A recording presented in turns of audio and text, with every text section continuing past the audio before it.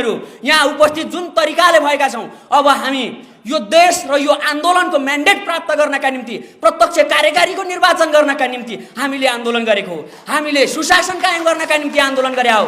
हामीले जुन तरिका र जुन पद्धतिले आह्वान गरियो, जुन पद्धतिले आन्दोलन गरियो, अब फेरि आन्दोलनतर्फ जाने हो। साहित्यका नाममा राजनीति गर्ने, शहीदका नाममा राजनीति गर्ने, अब व्यक्ति समर्थक भएर अगाडि बढ्ने होइन, अब विचार समर्थक भएर अगाडि बढ्नुपर्छ। यो देश र यो आन्दोलनको म्यान्डेट प्राप्त गर्नका निम्ति, प्रत्यक्ष कार्यकारीको निर्वाचन गर्नका निम्ति हामीले आन्दोलन गरेको हो। हामीले सुशासन कायम गर्नका निम्ति आन्दोलन गरे हो।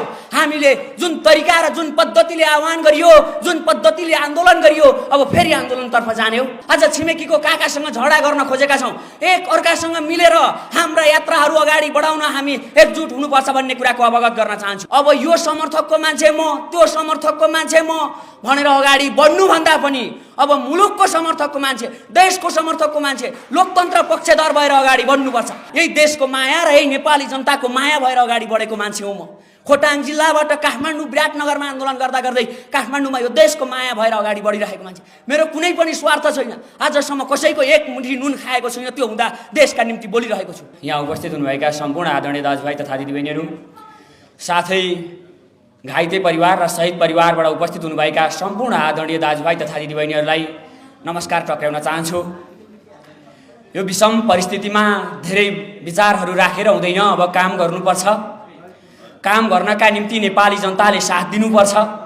यसका निम्ति अब आन्दोलन होइन, अब शान्तिपूर्ण तरिकाले अगाडि बढ्नुपर्छ भन्ने कुरामा हामी अघि बढ्न चाहन्छौँ। अलिकति के भएको छ भने मुलुक परिवर्तन गर्नका निम्ति अब नेपाली जनताले साथ दिनुपर्छ भन्ने कुरामा हामी अगाडि बढ्न चाहन्छौँ। त्यसो भएको हुँदा हामी के भन्न चाहन्छौँ भने अब कुनै पनि राजनीति नगरिकन, घाइतेका नाममा राजनीति गर्ने, शहीदका नाममा राजनीति गर्ने, अब व्यक्ति समर्थक भएर अगाडि बढ्ने होइन, अब विचार समर्थक भएर अगाडि बढ्नुपर्छ। यो राष्ट्रिय भेला जो व्यक्तिले आह्वान गर्नुभयो, यो आह्वानमा मैले आफ्ना विचार राख्न पाउँदा म खुसी व्यक्त गर्न चाहन्छु। हामी अब खुल्ला रूपमा अगाडि बढ्नुपर्छ, नेपाली जनतालाई आह्वान गर्नुपर्छ।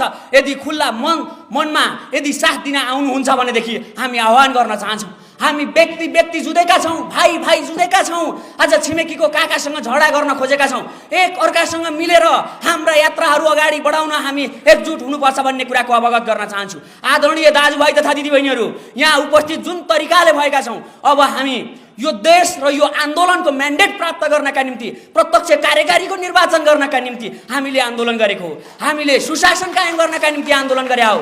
हामीले जुन तरिका र जुन पद्धतिले आह्वान गरियो, जुन पद्धतिले आन्दोलन गरियो, अब फेरि आन्दोलनतर्फ जाने हो।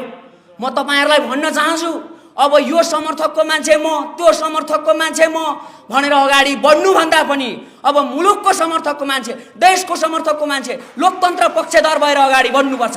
आज यतिखेर गणतन्त्रवादी राजावादी भएर भन्नुभन्दा पनि अब नेपाली भूमिप्रति प्रति म गर्न चाहन्छु, समर्पण गर्न चाहन्छु भनेर अगाडि बढ्नुपर्छ। यो मुलुक बनेमा नेपाली जनता खुसी हुन्छन्। यहाँनेरि यो मुलुक जेनजी पुस्ताको मात्रै होइन, यो जेनजी पुस्ता भनेको एउटा उमेर समूह हो। यो उमेर समूहमा कसैले पनि राजनीति नगरौँ। यदि मैले भनेको छ जहिले तैले के भनेको छ भने समर्थक, व्यक्ति समर्थक कहिले पनि नबनौँ, यो मुलुक र यो राज्यको समर्थक बनाऊ, सार्वभौम सत्ताको समर्थक बनाऊ भनेर अगाडि बढेको छु।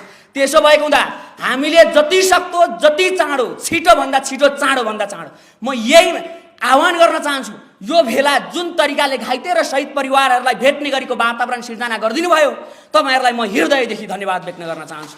तपाईँहरूका घर घर टोलमा आउन सकेको थिइनँ होला, तर जसरी भए पनि आउने बाचा गर्दै थिएँ।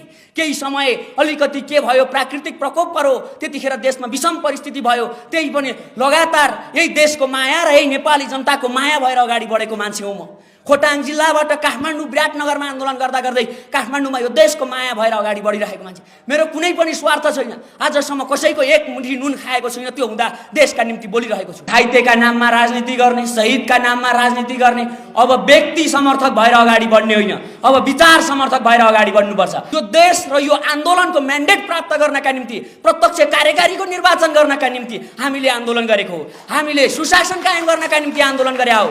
हामीले जुन तरिका र जुन पद्धतिले आह्वान गरियो, जुन पद्धतिले आन्दोलन गरियो, अब फेरि आन्दोलनतर्फ जाने हो। आज छिमेकीको काकासँग झगडा गर्न खोजेका छौँ, एक अर्कासँग मिलेर हाम्रा यात्राहरू अगाडि बढाउन हामी एकजुट हुनुपर्छ भन्ने कुराको अवगत गर्न चाहन्छु। अब यो समर्थकको मान्छे म, त्यो समर्थकको मान्छे म भनेर अगाडि बढ्नुभन्दा पनि अब मुलुकको समर्थकको मान्छे, देशको समर्थकको मान्छे, लोकतन्त्र पक्षधर भएर अगाडि बढ्नुपर्छ।